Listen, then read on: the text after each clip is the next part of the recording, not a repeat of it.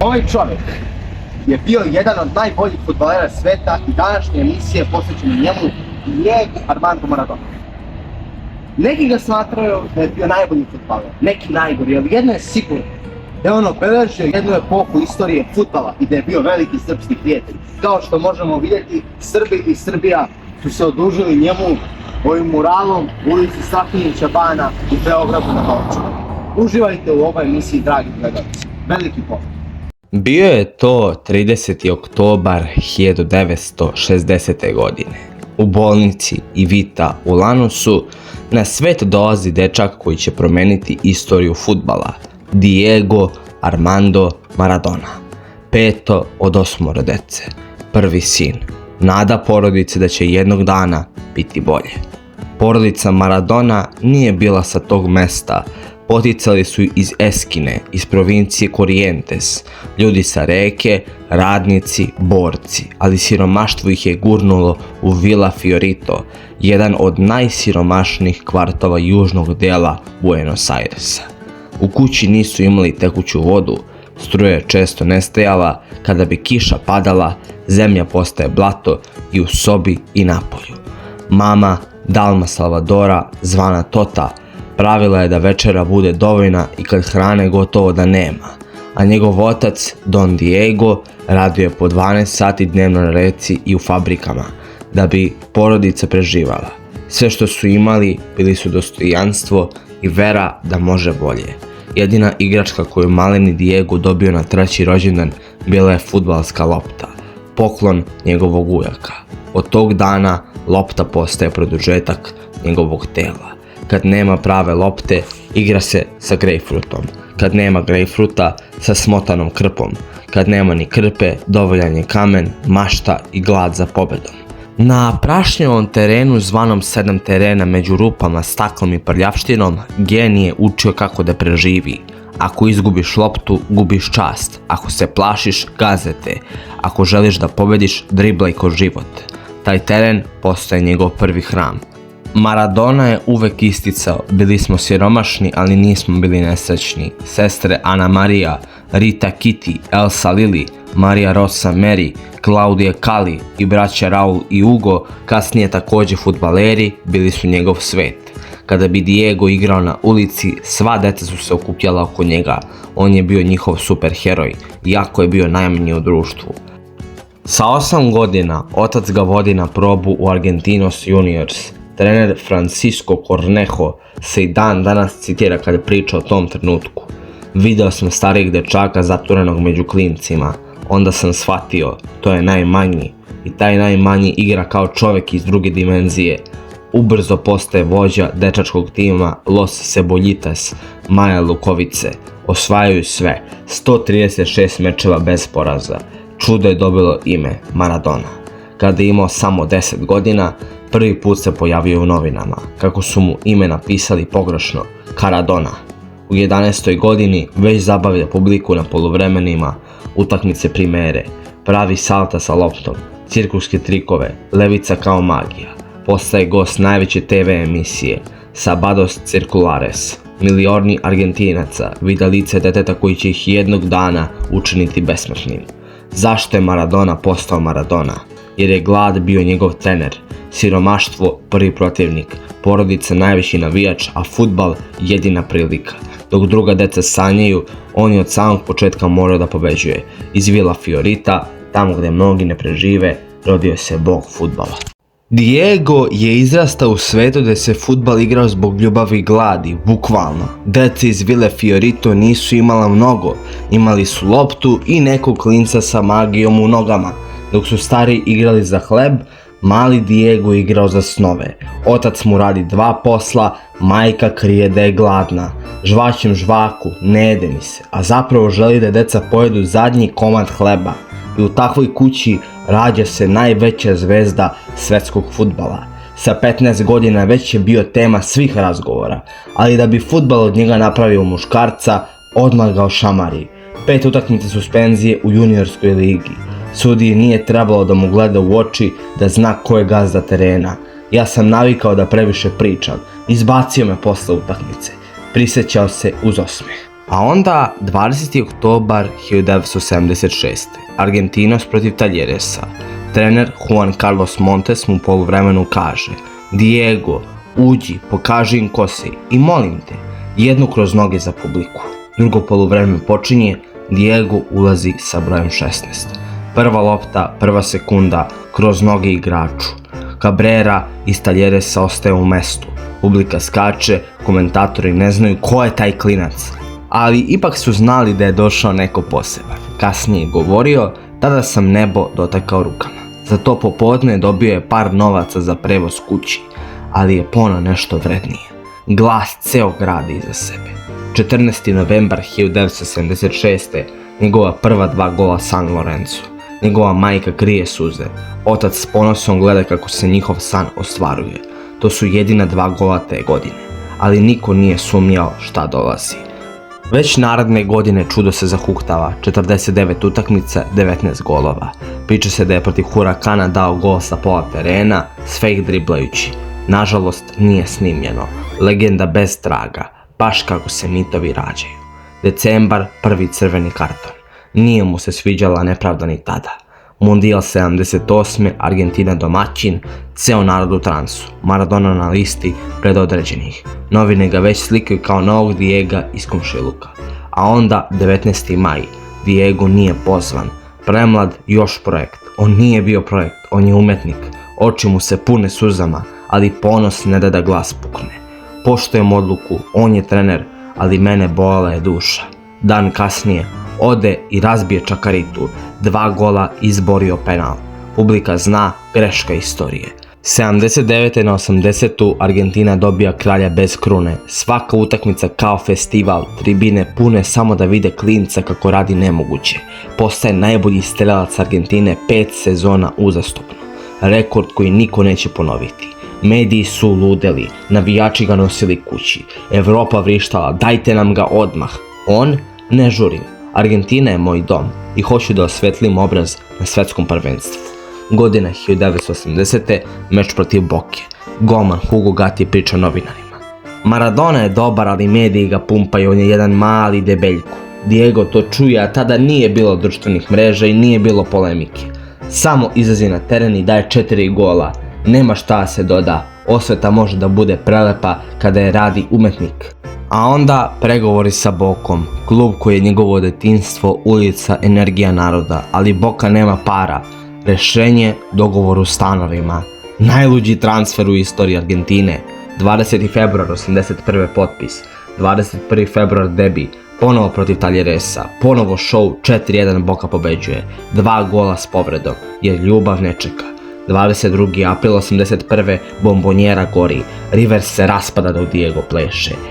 Gol koji se i danas vrti u glavama navijača. Komentator viče: to je Maradona, to je Boka, to je Argentina.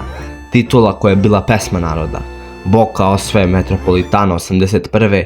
jedini Diegov argentinski trofej, ali je vredniji od svih. Jer tu titulu nisu slavili bogati, slavili su radnici, sirotinja, navijači koji žive za klub. Slavila je njegova ulica. I da, ono što treba reći jeste da je River kontrolisala tada vojna hunta koja je bila pod kontrolom Amerike, dok je Boka zapravo bila pod kontrolom radnika. Početak 1982. vreme je već za više.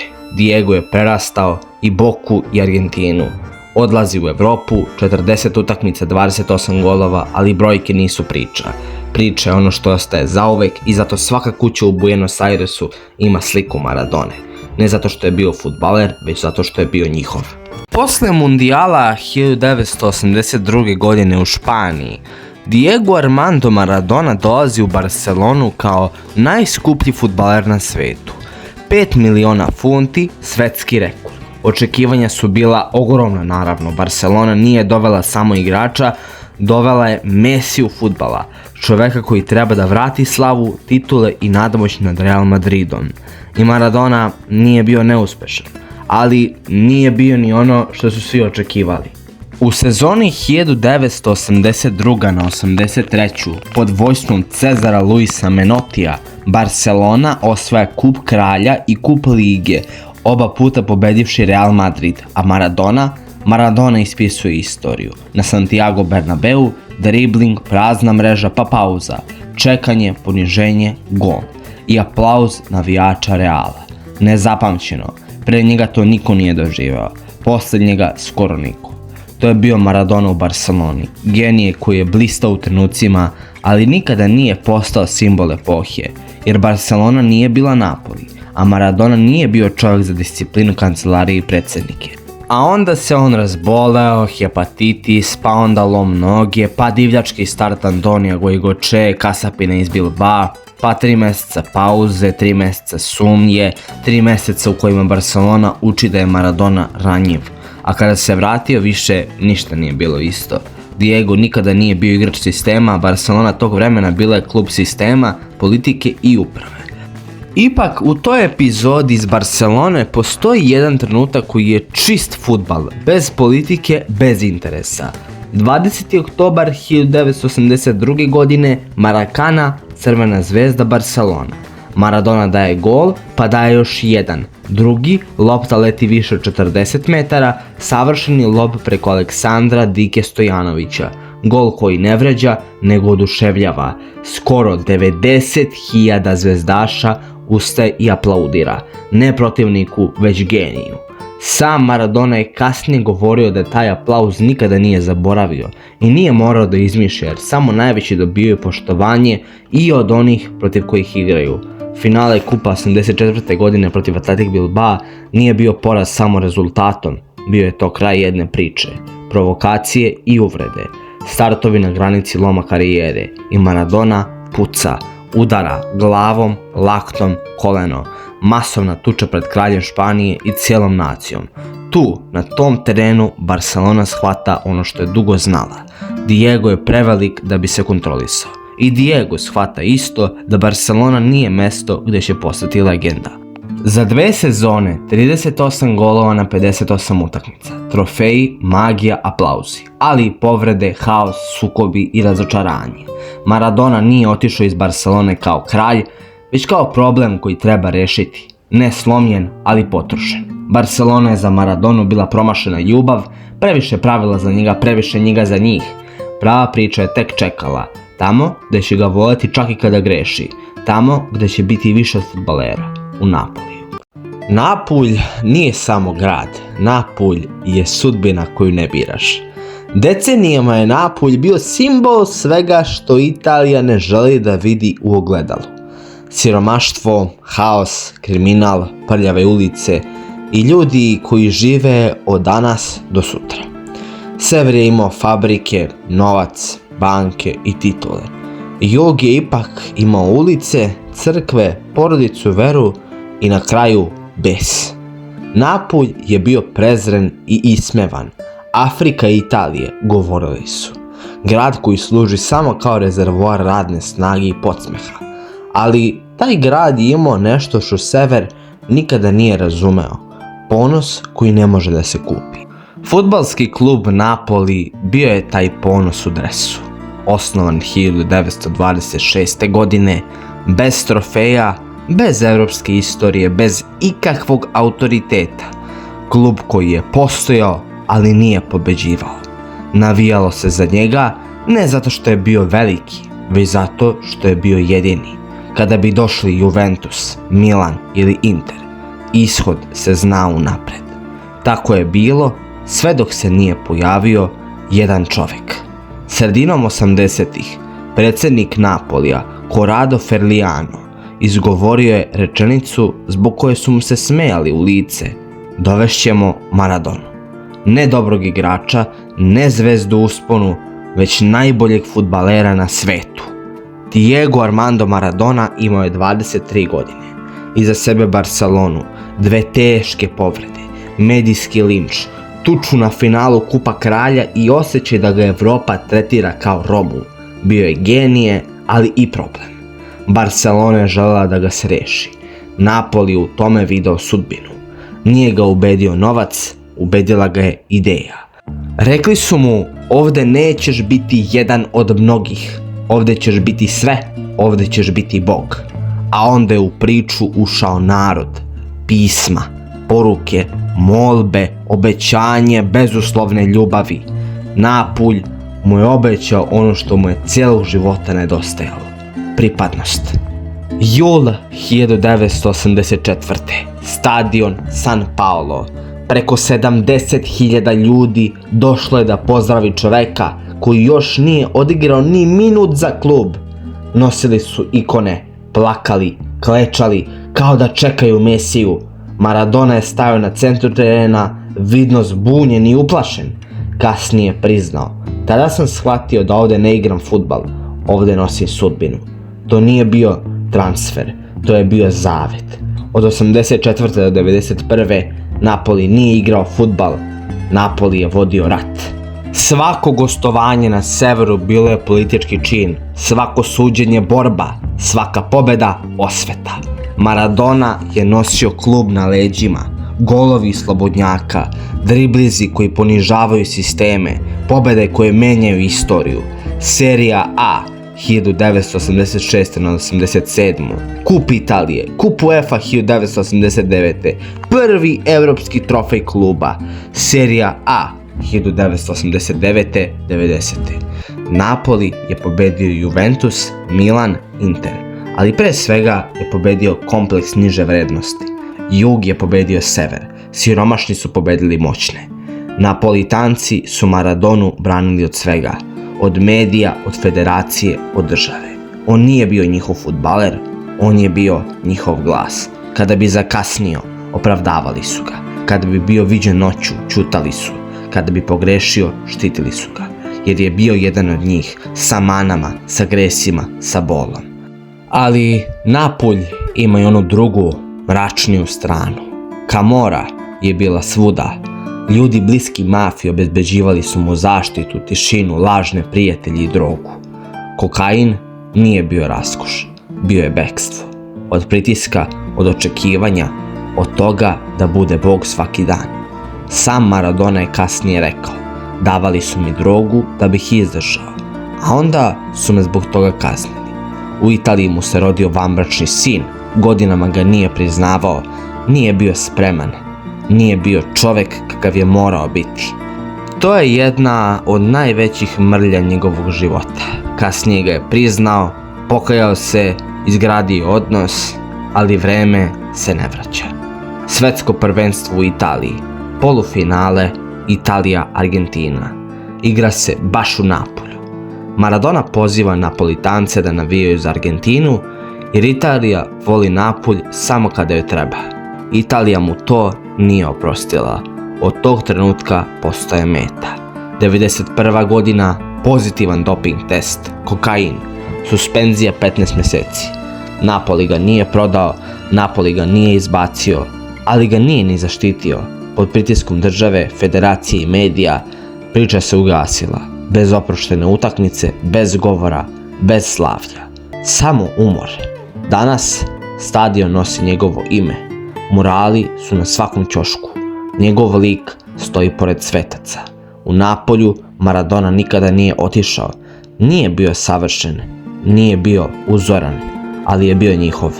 I zato je besmrtan. Godine 1992. Diego Armando Maradona napušta Napoli u sramoti, suspendovan na 15 mjeseci zbog pozitivnog testa na kokain. Nije otišao kao heroj, otišao je kao čovjek koga su svi gledali, ali ga više niko nije branio. I tada se desilo ono najteže. Svet je prestao da gleda Maradonu kao fudbalera. Počeo je da ga gleda kao problem. Bila je ponuda, Real Madrid, Marseille, ali Diego bira Sevilju. Možda jer je bila daleko od Napulja, možda jer je želeo novi početak, a možda jer više nije verovao nikome. U Sevilji provodi samo jednu sezonu. Trener Carlos Bilardo, njegov stari saveznik, ali ni to ne pomaže. Telo više ne sluša, je umoran, a fudbal više nije utočište, već podsjetnik na ono što je izgubljeno. Sevilja nije bila tragedija, ali nije bila ni iskupljenje. Bila je to usputna stanica čoveka koji više nema gdje da se vrati. 1993. godina Maradona se vraća u Argentinu. Newell's Old Boys, Rosario, grad fudbala. Ali to više nije onaj Maradona koji dolazi da osvaja. To je Maradona koji dolazi da osjeti zemlju pod nogama. Nekoliko utakmica, nekoliko bljeskova i mnogo tišine. Navijači ga gledaju s ljubavlju, ali i tugom. Znaju, gledaju legendu na zalasku. A onda povratak kući. Boca Juniors, La Bombonjera, mesto gdje je sve počelo. 1995. godine Maradona ponovo oblači dres Boke. Ne zato što mora, već zato što želi da završi tamo gdje je bio najčistiji. To više nije Maradona koji trči kao dete. To je Maradona koji hoda kao ratnik posle previše bitaka. Ali publika ne traži brzinu, traži prisustvo. Svaki njegov dodir s loptom je sećanje. Svaki pas oproštaj. I kada konačno stane, niko ne zviždi. Jer neke legende se ne mere titulama, već tragom koji ostave u srcu naroda. Maradona se pojavljuje još nekoliko puta, ne da bi dokazao nešto, već da zatvori krug. Za Tottenham u oproštajnoj utakmici Osvalda Ardilesa, za Toronto rame uz rame sa rođenim bratom, za Bayern München kao kapiten u oproštaju Lotara Mateusa. To nisu bile utakmice, to su bile počasti. Svet se opraštao od njega pre nego što je stvarno otišao. 10. novembar 2001. La Bombonjera, Maradonina oproštena utakmica. Svetske zvezde protiv Argentine, 2 penala, 2 gola, ali rezultat je bio nevažan. Važno je bilo to što je stadion plakao, što su ljudi shvatili da ne gledaju samo kraj karijere, već kraj jednog cijelog doba. Maradona tada nije rekao zbogom, samo je rekao ono što je ceo život dokazivao. Fudbal me je povredio, ali mi je dao sve. Za klubove Maradona je bio genije, za Argentinu sudbina. Maradona nije igrao za reprezentaciju da bi se dokazao, on je igrao jer je osjećao da mora, jer je nosio siromašne kvartove Buenos Airesa, jer je nosio poraz Malvina, jer je nosio poniženje cijele nacije. Argentina bez Maradone to nije bila ista zemlja. Godine 1982. Argentina i Britanija ratuju zbog Malvinskih ostrva, koje Britanci zovu Falklandi. Mala, ponosna zemlja protiv imperije. Britanska premijerka Margaret Thatcher vodi rat hladno, imperijalno, bez milosti. Hiljade Argentinaca gine. Poraz ostaje da boli. Za Maradonu to nije bila geopolitika, to je bila lična rana. I 4 godine kasnije dolazi velika prilika za osvetu. Ne puškom, već loptom. Četvrtfinale svetskog prvenstva. Argentina, Engleska. To nije bila utakmica, to je bio nastavak rata drugim sredstvima. Prvi gol, Maradona skače. Ruka, lopta u mreži. Božja ruka, rekao je kasnije. I nije se izvinio, jer za njega to nije bila prevara, to je bila pravda malog nad velikim. A onda, 4 minuta kasnije, dolazi istina. Lopta u njegovim nogama, trči 1, 2, 3, 5. Ceo engleski tim ostaje iza njega. Golman na zemlji. Gol. To više nije bio sport, to je bila poezija osvete. Najveći gol u istoriji svetskih prvenstava. Gol veka. Gol kojim je Maradona rekao Thatcherovoj imperiji svetu, ne možete nas slomiti. Argentina je 1986. bila Maradona. Brojevi to potvrđuju, oči to znaju. 5 golova, 5 asistencija. Učestvovao u 71% golova Argentine. Bez njega nema titule, nema pehara, nema istorije. On nije bio deo tima, on je bio tim. I kad je podigao pehar, cijela Argentina je znala, to nije samo fudbalsko zlato, to je isceljenje jedne zemlje. 4 godine kasnije Italija, Maradona povređen, sam, umoran. Ali takav vodi Argentinu do finala. Protiv Jugoslavije u četvrtfinalu, teška, tvrda utakmica, penali. Maradona promaši, ali Argentina prolazi. I posle meča Maradona ne priča o sebi, već priča o Draganu Stojkoviću Piksiju. Hvali ga, poštuje, jer Maradona je uvek znao da prepozna fudbalsku dušu.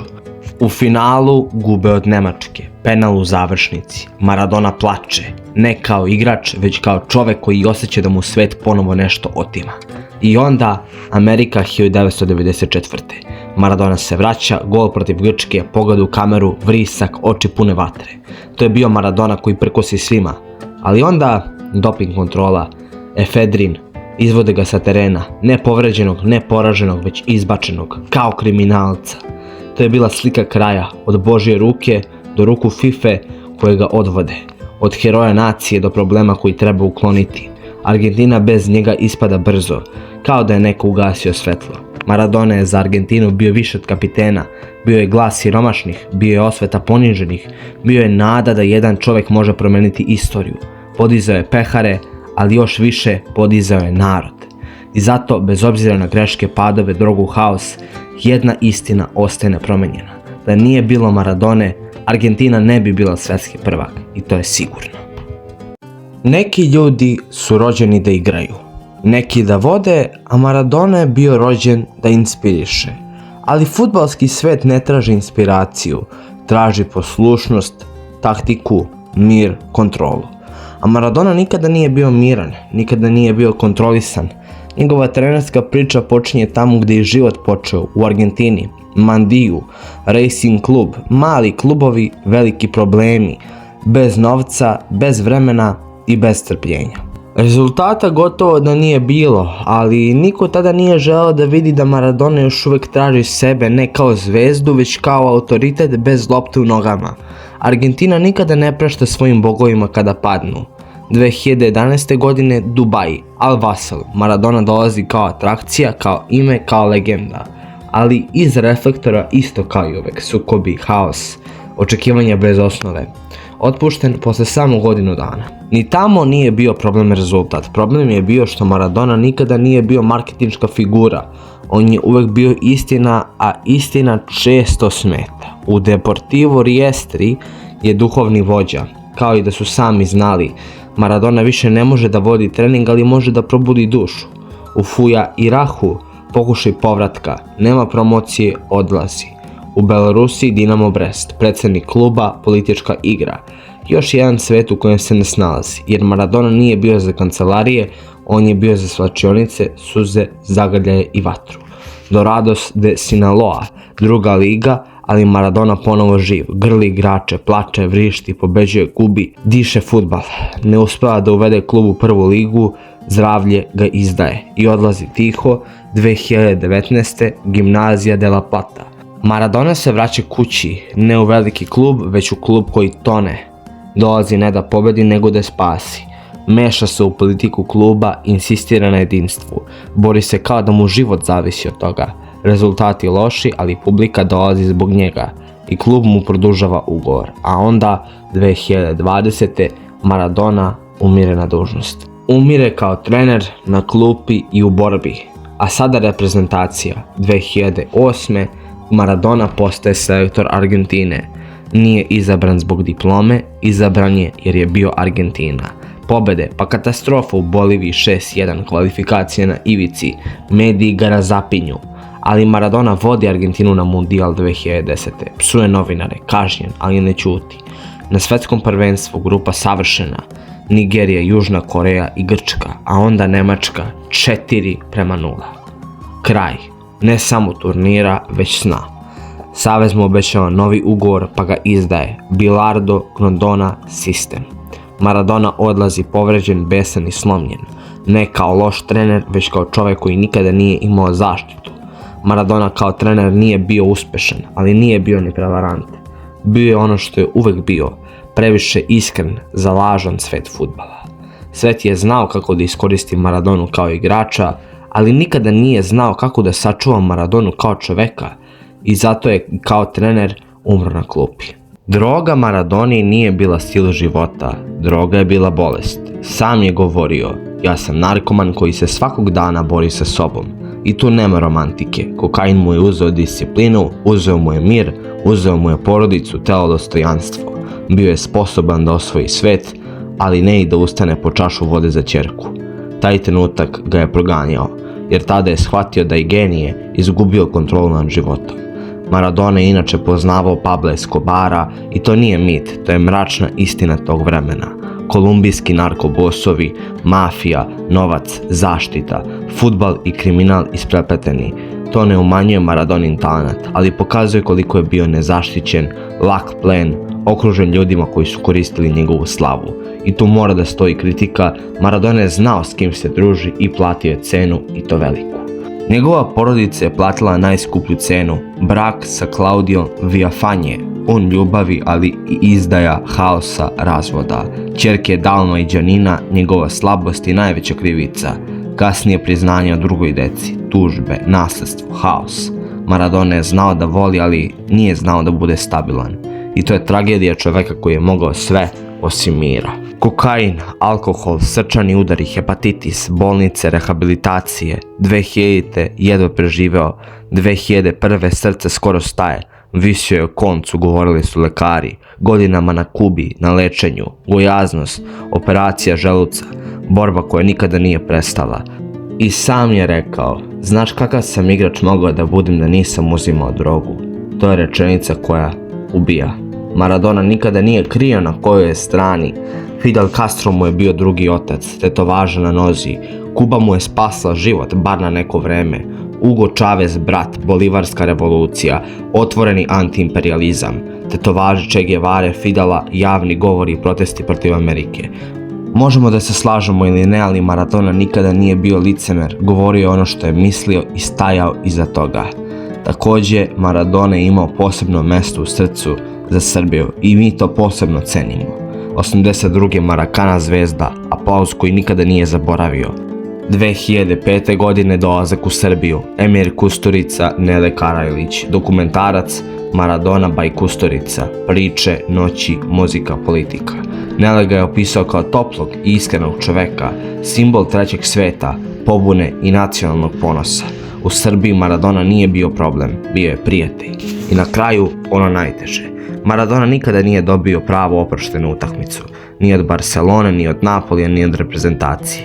Čovek koji je sam doneo titulu svetskog prvaka, izveden je sa terena zbog dopinga kao kriminalac, to je sramota sistema. Maradona je bio najveći talent koji je fudbal video, ali i najveća propuštena mogućnost. Droga mu je uzela godine, zdravlje i oproštaje. Uzela mu je mir koji je zaslužio. Maradona je ostao mit, ostao je i simbol, ali ostao je i opomena, jer genije bez kontrole završava sam. I zato ova priča nije samo o Maradoni, ona je o svetu koji stvara bogove, a ne zna kako da ih sačuva. Diego Maradona, čovjek čiji je talent pomerao granice fudbala, preživio je mnoge uspone i padove, ali borba sa svojim demonima na kraju ga je koštala života. Primljen je u bolnicu 2. novembra 2020. godine zbog zdravstvenih problema, a već sljedećeg dana podvrgnut je hitnoj operaciji mozga. Iako je pušten kući i bio pod lekarskim nadzorom, 25. novembra u 60. godini pretrpeo je srčani udar i svet je izgubio jednu od najvećih fudbalskih legendi. Njegov kovčeg, zaogrnut argentinskom zastavom i dresovima koji je obeležio istoriju Argentinos Juniosa, Boca Juniors i reprezentacije Argentine, bio je izložen u Casa Rosadi, a hiljade obožavalaca prolazilo je kraj njega, opraštajući se od čoveka koji je sa loptom u nogama stvarao magiju.